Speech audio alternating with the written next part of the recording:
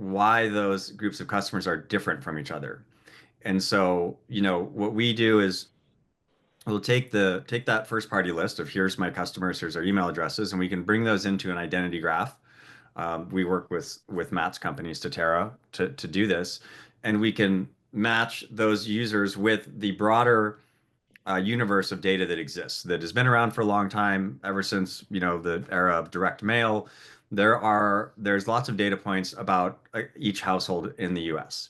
and it comes from different places. Some of it comes from credit reporting bureaus, some of it comes from surveys, some of it comes from state records.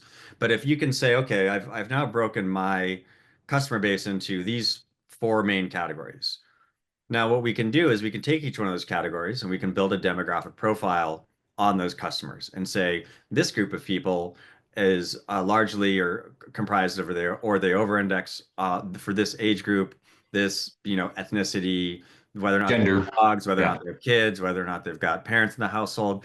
There's like 1,500 dimensions that we can measure against.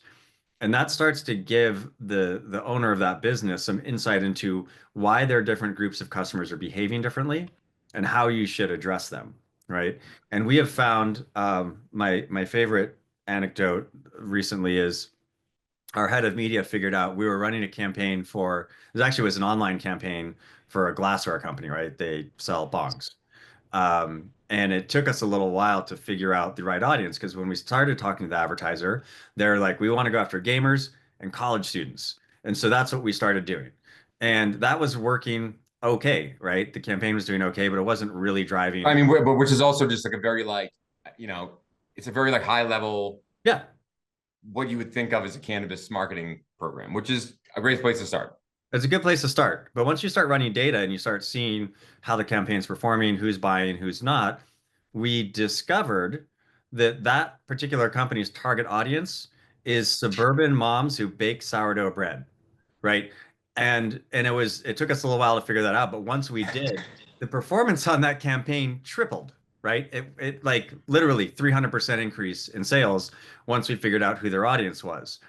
And so that's the kind of power because when you're running advertising, you have the whole universe of people to serve ads to.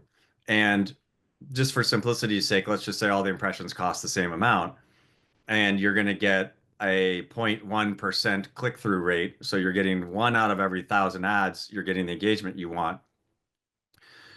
And then you drive that to conversion. If you can change that from like zero point 0.1 to zero point 0.2 or zero point 0.3, that's where you get that growth rate, right, in terms of your performance.